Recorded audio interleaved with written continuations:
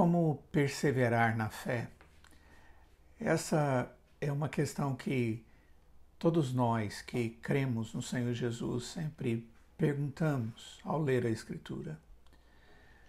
Em Hebreus capítulo 4, nós encontramos 3 versos que creio que nos auxilia bastante sobre essa perseverança na fé, por causa de Cristo, motivados por Ele, supridos por Ele. O texto diz assim, Hebreus 4, 14 a 16.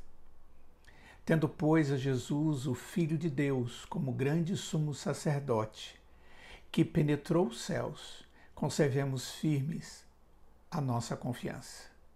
Porque não temos sumo sacerdote que não possa compadecer-se da nossa fraqueza. Antes, foi ele tentado em todas as coisas à nossa semelhança, mas sem pecado. Acheguemo-nos, portanto, confiadamente junto ao trono da graça, a fim de recebermos misericórdia e acharmos graça para socorro em ocasião oportuna.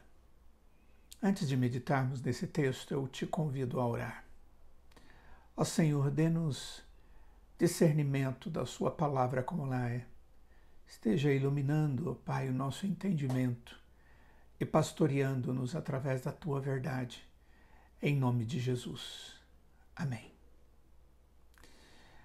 Amados, quando Deus, pela sua graça, nos fez servos dele, ele fez isso para que nós pudéssemos, através da fé que nos foi dada, conservá-la, confessando-a em meio a qualquer circunstância da nossa existência.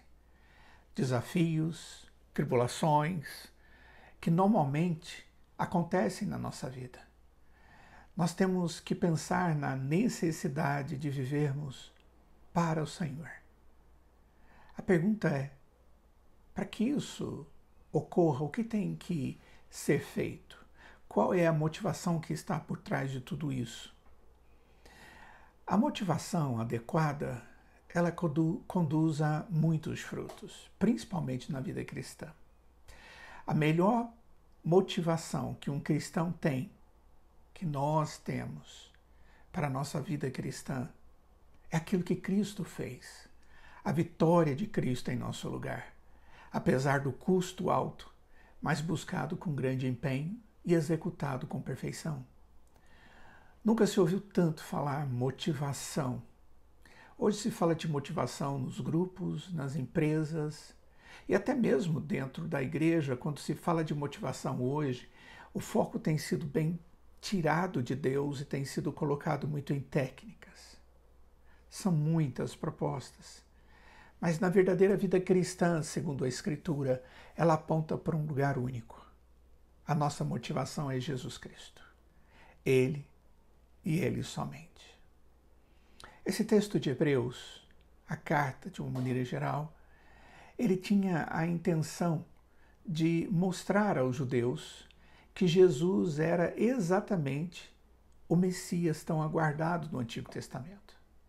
Para isso, explica não só os atos de Jesus como mediador, como redentor, como aquele que cumpriu as exigências, as promessas, todas as profecias referentes a ele, mas essa esperança, ela ocorre por aquilo que Cristo fez. O autor de Hebreus diz no capítulo 2, verso 18, pois naquilo que ele mesmo sofreu, tendo sido tentado, é poderoso para socorrer aos que são tentados.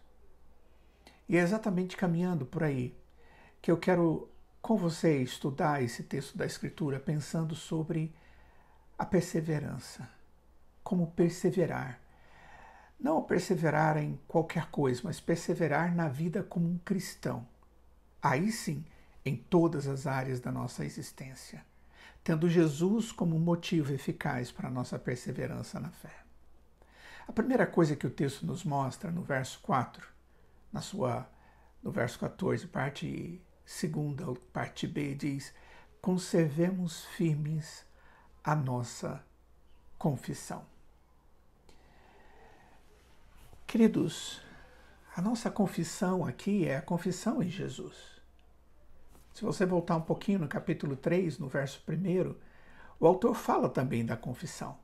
Ele diz: por isso, santos irmãos, que participais da vocação celestial, do chamado celestial, considerai atentamente o apóstolo e santo sacerdote, sumo sacerdote da nossa confissão. E aí ele diz: Jesus. E é por aí que nós vamos começar a compreender o final do verso 14. Quando Deus diz: conserve firme a confissão, Ele está trazendo para nós uma obrigação, uma responsabilidade, uma ordem. Essas palavras são direcionadas ao crente, a nós crentes em Cristo Jesus. Essas palavras são direcionadas àqueles que já fizeram sua declaração de fé em Cristo Jesus. É a ideia que é de conservar, manter. E nós sabemos que isso não é uma exigência de Deus tão simples para ser cumprida. Nós não podemos receber esta exigência cristã de maneira relaxada e despretensiosa. Nós temos que entender que o texto diz: conserve. Isso sugere uma situação de dificuldade, onde devemos estar alertas, prestando atenção e agindo com diligência. Amados, nós estamos sobre pressões e sobre hostilidades que tendem a nos levar a negar a nossa confissão. A advertência está dentro de um contexto. Se você observar bem o texto, ele começa assim, verso 14. Tendo, pois. Ele apronta para algo que já foi dito anteriormente, mais especificamente no texto que inicia no capítulo 3, verso 7. Nesta longa sessão, do 3:7 até o 4:13, o autor faz uma comparação. Ele compara os crentes em Jesus, a igreja, a Israel, Antigo Testamento. Mais especificamente a um ponto da história de Israel. O tempo quando Israel esteve no deserto, atravessando o deserto do Sinai, depois de ser liberto do Egito. Essa comparação ela tem mais de um sentido.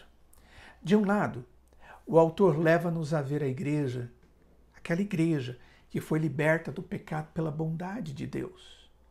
E pela mesma bondade, Israel foi liberto do cativeiro egípcio.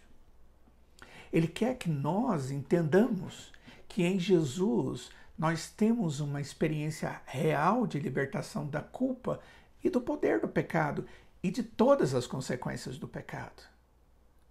Nós recebemos a salvação prometida no Evangelho.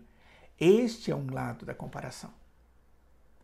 Olhando no outro sentido, o autor também deseja que entendamos que, apesar de Israel ter sido liberto do cativeiro do Egito, e o foi, ainda não estava desfrutando da terra prometida, Canaã.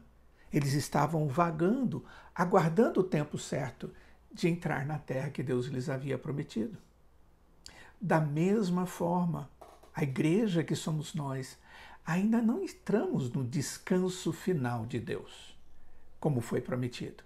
Ainda não desfruta do descanso final prometido em sua inteireza. Desfrutamos de privilégios que trazem o anúncio, o gozo inicial da promessa de Deus, mas aguardamos a plenitude. Ele não está falando de uma incerteza, mas sim de que a nossa salvação ainda ocorrerá em sua plenitude no futuro reservado por Deus como promessa para nós. Amados, nós somos um povo peregrino, como Israel no Antigo Testamento. Nós estamos a caminho da plenitude da promessa. Do mesmo jeito que Israel caminhou no deserto e teve dificuldades, intempéries, situações difíceis, sem jamais deixar de ser cuidado por Deus. Nós também passamos por dificuldades nesse período difícil, até que Cristo volte, ou Ele nos leve antes. É justamente por isso que o autor de Hebreus diz: conserve firme a confissão. A confissão de Jesus Cristo. No capítulo 4 de Hebreus, se você der uma olhada no verso 11, ele diz assim: esforcemo-nos por entrar naquele descanso, a fim de que ninguém caia segundo o mesmo exemplo de desobediência, se referindo lá atrás. Nós devemos lembrar que estas palavras são direcionadas a cristãos que faziam parte da igreja, como nós, e que estavam vivendo num deserto de dificuldades para manter firme sua confissão de fé e a sua própria fé, o seu dia a dia, crendo em Cristo Jesus. Oh, queridos, nós vivemos assim. Momentos de tentação, momentos de hostilidade para com o Evangelho, momentos de hostilidade causadas pelo próprio mundo, ou incertezas diante de situações como essa que estamos vivendo agora. O texto no capítulo 3 de Hebreus, no verso 12, diz algo que é muito importante para nós. Ele diz: tende cuidado, irmãos. Jamais aconteça haver em qualquer de vós perverso coração de incredulidade que vos afaste do Deus vivo. Nós não podemos permitir que circunstâncias estejam tirando de nós a fé, gerando incredulidade. Deus, em momento algum, deixa de ser Senhor e soberano. Ele é o Senhor da história, aquele que faz todas as coisas segundo o conselho da sua vontade. Na continuidade desse texto, no verso 13 do capítulo 3, ele diz: pelo contrário, exortai-vos mutuamente, cada dia, durante o tempo que se chama hoje. Exortem um ao outro, diz o texto, a fim de que nenhum de vós seja endurecido pelo engano do pecado. Que Deus nos dê entendimento dessa advertência, de que perseverar na fé, permanecer na fé, é a ordem de Deus para o verdadeiro cristão. E isso é algo maravilhoso para nós. Deus nos dá o modelo da nossa existência.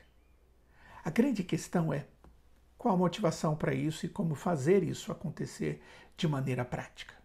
Bom, vamos para o início do verso 14. Ele diz: tendo, pois, a Jesus, o Filho de Deus, como sumo sacerdote que penetrou os céus. Então, antes dele determinar a permanência na fé, ele diz: olhem para Jesus. Olhem para o Filho de Deus, o sacerdote supremo que fez toda a obra. O que o autor quer dizer com ter a Jesus como sumo sacerdote e usar isso como motivação para a manutenção da confissão de fé. Essa mesma expressão, sumo sacerdote, é usada outras vezes no livro de Hebreus, todas as vezes referindo-se ao Senhor Jesus. Em todas elas aponta para a superioridade do sumo sacerdócio de Cristo quando comparado aos sacerdotes do Antigo Testamento. Em Hebreus capítulo 7, desde o verso 20 até o verso de número 28, Jesus é apontado como sumo sacerdote único e perfeito em sua obra substitutiva para a salvação. Aquela que foi feita em nosso lugar, aquele que se oferece como a própria oferta, e é aquele que leva na presença de Deus a oferta, o seu próprio sacrifício. Aquele que agiu de maneira santa. O texto diz que ele era um sumo sacerdote, santo, inculpável, sem mácula, separado dos pecados e feito mais alto do que os céus. Capítulo 7, verso 26. E ele continua dizendo, e este, por ser assim, não tem necessidade, como os sumos sacerdotes, de oferecer todos os dias sacrifícios, primeiro pelos seus próprios pecados e depois pelos do povo. A obra de Jesus Cristo é obra perfeita. A obra do Senhor Jesus foi feita de tal forma que ela não precisa ser repetida de uma vez por todas e para sempre. E se formos caminhar capítulo 5, capítulo 8 de Hebreus, em todos esses textos nós vamos ver que Jesus é um sumo sacerdote perfeito, que fez a obra eficaz e suficiente para a nossa salvação. E que a sua obra foi feita de maneira a não necessidade de ser refeita ou aperfeiçoada, tudo de uma vez para sempre. E tudo isso que Jesus Cristo fez como sumo sacerdote, ele fez como o servo que veio sofrer por nós, que foi enviado pelo Pai para se encarnar e sofrer em nosso lugar, oferecer-se a si mesmo. Ele é o modelo. Por isso que o autor de Hebreus diz, olha, se existe um motivo para permanecermos na fé e nos propósitos da fé, na vida de fé, olhem para Cristo. Ele é a nossa motivação.